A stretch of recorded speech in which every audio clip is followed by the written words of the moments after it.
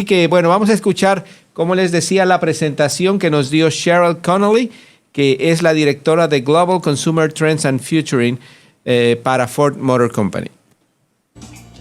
So good morning all. I want to begin by welcoming you to Dearborn and welcoming those who are watching our live stream of our second annual trend book through our partners at Cool Hunting.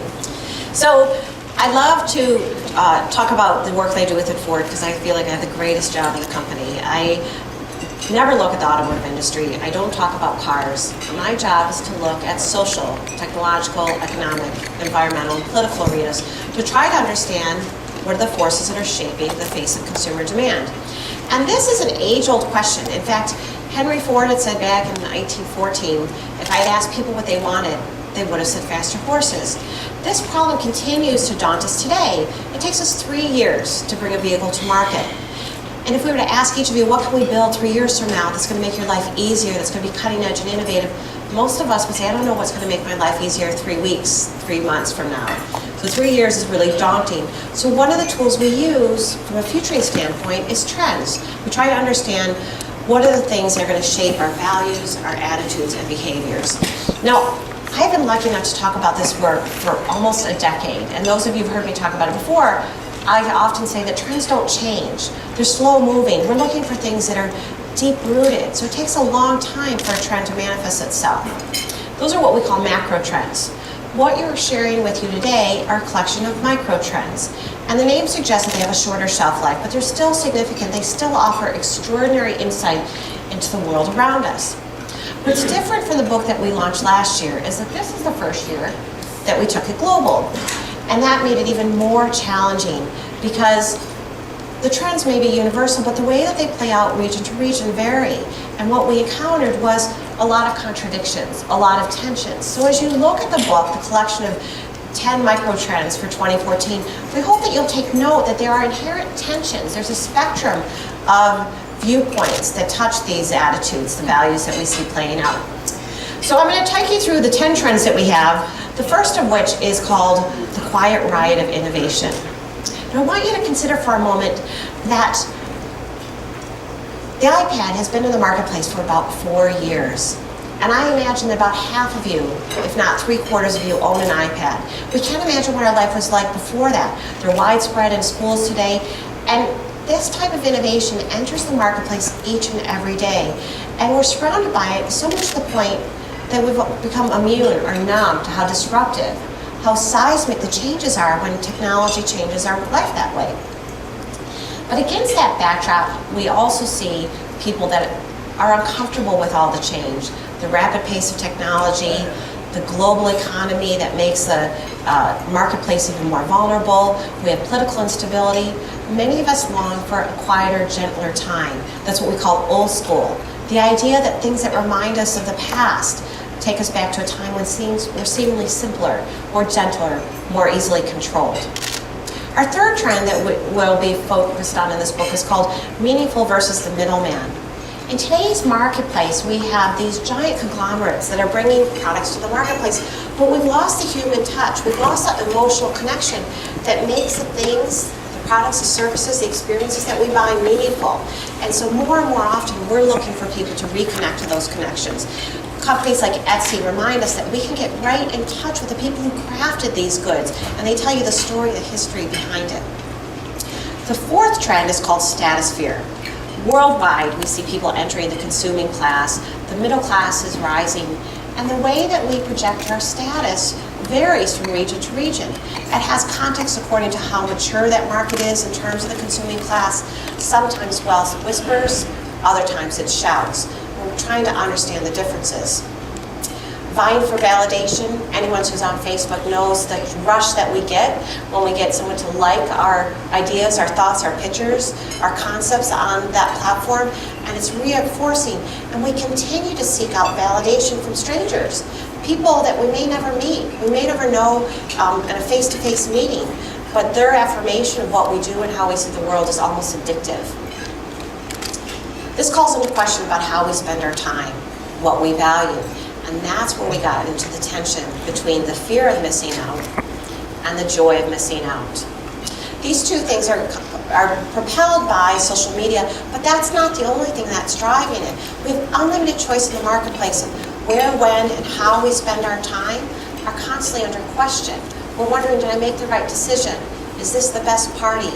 Is this the best media event in the marketplace today? And of course the answer is yes. But social media puts a stream in front of us that says, is there something better going on? Should I have made a different decision? It questions our judgment. But there's a backlash against that, and that's the joy of missing out. People are embracing the peace, the content, the inner sanctuary of disconnecting, letting go of all those choices, being content with the decisions that you make, and remaining focused on the thing that you have in front of you. The next trend, closely tied to that, is the myth of multitasking. I think one of the greatest pieces of propaganda today was that all of these handheld digital devices that were sold to us on the premise that they would save us time. But instead they suck up all of our time. They blur the boundaries between professional life and personal life, and so how we spend our time becomes more and more taxing, so that we try to manage multiple things at once. We've become very accustomed to giving constant partial attention to the world around us, but few of us notice that this is taking a toll. It's taking a toll on our efficiency, our productivity, our effectiveness, but probably most importantly, it's taking a toll on our emotional relationships, the fulfillment that we get from these engagements. Female frontier is one of my favorite trends that we'll be talking about today. We see women having improved access to education, leading to greater career opportunities, more financial independence. Marriage is no longer a requirement for financial security in a woman's world. And this has changed the landscape in dramatic ways. Historically, we've always talked about this in the context of emerging countries, third world countries, underdeveloped markets, and how that's changing. But even in the US, this becomes more and more pressing. As we look at college enrollments, we see more female students than male students. More women are getting degrees in bachelor's, master's, and PhDs. And even the recent recession, many pundits will refer to as the he session, because the jobs that were lost came from industries dominated by men.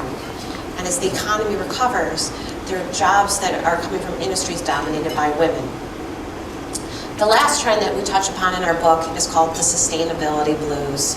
For many years, we've been talking about getting on the green bandwagon, doing all that we can to be sustainable, reduce our carbon footprint. But the sustainability blues highlights that maybe green isn't the issue. Blue is a much more pressing concern.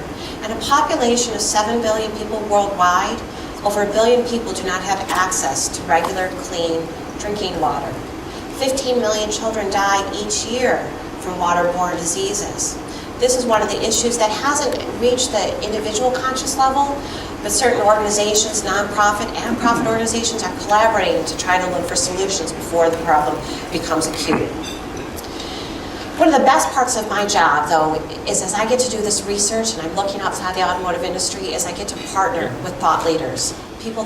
Y bueno, ahí la conferencia continuó durante más de 1 hora, así que es imposible poderles traer todo lo que estuvo exponiendo ahí en la conferencia Sherryl Connelly de Ford Motor Company. Así que les recomiendo que visiten la página de Ford Motor Company, fordusa.com o ford.com, para que vean todo lo que está haciendo Ford en este año con esta conferencia que se llama Trends 2014, Ford Trends 2014, y realmente muy interesante porque, como les decía y pudieron escuchar ahí, Ford se está enfocando aquí muy inteligentemente en las cosas en las que estamos haciendo todos los seres humanos alrededor del mundo, ya no solamente acá en Estados Unidos, las cosas que nos interesan, los gustos que tenemos, cómo nos relacionamos con las personas, cómo vamos a trabajar y todo esto. Así que muy, muy interesante la conferencia Ford Trends 2014. Y cuando regresemos vamos a hablar con Álvaro Cabal, el representante de los medios hispanos en Estados Unidos, que nos va a hablar sobre lo que fue el 2013 y lo que viene el 2014 para Ford Motor Company.